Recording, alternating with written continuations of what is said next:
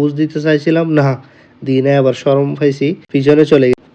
সালামু আলাইকুম, আশা করি সবাই ভালো আছেন। আজকের নতুন ব্লগ ভিডিওতে আপনাদের সবাইকে স্বাগতম। আশা করি সবাই সাথে থাকবেন এবং সম্পূর্ণ ভিডিওটি দেখবেন। তো আজকে চলে আসলাম আপনার গ্লোবাল ভিলেজ দুবাই। এখন যেটি দেখতে পারতেছেন এটি হলো মেইন গেট। এদিক দিয়ে আপনি প্রবেশ করবেন ভিতরে যাওয়ার জন্য।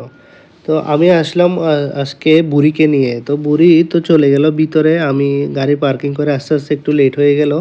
তো যাই হোক, আমি আসলে একটা কথা বলে রাখি, আগে থেকে এখানে আসলে আপনি সিঙ্গেল আসবেন না, তাহলে মজা পাবেন না। আমি তো সিঙ্গেল এসে বা এদিক এদিক হয়ে গেলাম।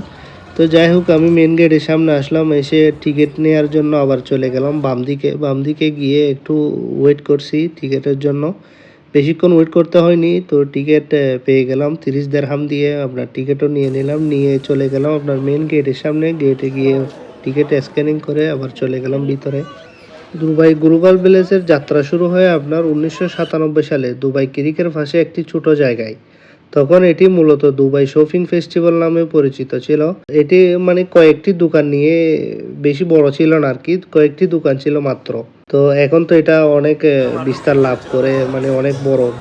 গ্লোবাল ভিলেজ আপনার বলতে গেলে বিনোদনের জন্য সেরা। আবার এটি অন্য দিক দিয়ে আপনার শুধু বিনোদন কেন্দ্রিকও নয়, এটি আপনার বিশ্বের সাংস্কৃতিক ঐতিহ্য, খাবার ও মানুষের মিলন মেলাও বটে। এখানে একসাথে দেখা যায় শতাধিক দেশের সাংস্কৃতিক শিল্পকলা, পোশাক, খাবার ও বিনোদন। এখানে রয়েছে আপনার প্যাভিলিয়ন নামে বিভিন্ন দেশের কালচারের আপনার বিভিন্ন খাবার, বিভিন্ন কাপড়, এইগুলো আর কি, মানে ট্রেডিশনাল প্রত্যেকটা দেশের বিভিন্ন রকমের জিনিসপত্র, খাবার, এগুলো দেখতে পাবেন আপনি এই প্যাভিলিয়নের ভিতরে।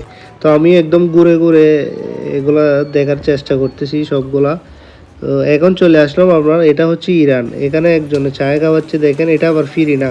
তো আবার চলে আসলাম এদিকে এই গেমের জোনে, গেম খেলতেছে এখানে।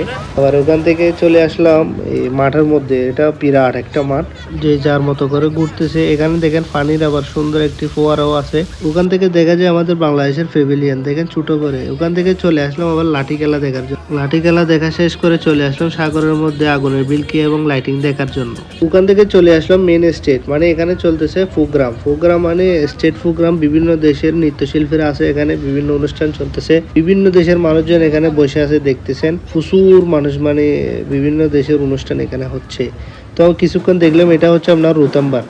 ওখান থেকে আবার চলে আসলাম, চলে এসে দেখতেছি এখানে ফাঁকি একটা আছে। ওখানে গিয়ে একটা ফুজ দিতে চাইছিলাম না, দিই নাই, আবার শরম পাইছি, পিছনে চলে গেছি। এখানে আপনি যতই ঘুরবেন ততই ঘুরতে থাকবেন, মানে ক্লান্ত হবেন না, শুধু ঘুরতে থাকবেন। চারিদিকে মানুষজন, মানে বিভিন্ন ধরনের আওয়াজ, আপনার ভালোই লাগবে, পরিবেশটা অনেক সুন্দর। ইতে বসবাসরত সকল প্রবাসী ভাইদেরকে বলবো আপনারা এসে একবার হলেও দেখে যাবেন, কারণ আমরা সবসময় চিন্তায় থাকি, টেনশনে থাকি। এখানে এরকম একটা জায়গায় আসলে আপনার হয়তো টেনশন কিছুক্ষণের জন্য চলে যাবে। এটা হলো আপনার বাংলাদেশি প্যাভিলিয়ন। দেখেন শ্রীলঙ্কার পাশে বাংলাদেশি প্যাভিলিয়ন। ভিতরে গেছিলাম, কিছু নাই, ওখানে কয়েকটা কাপড়ের দোকান আছে, আর কিছু নাই, বেশি কিছু নাই। কেননা এটা আমি জানি না আসলে কি কারণে এরকমটা।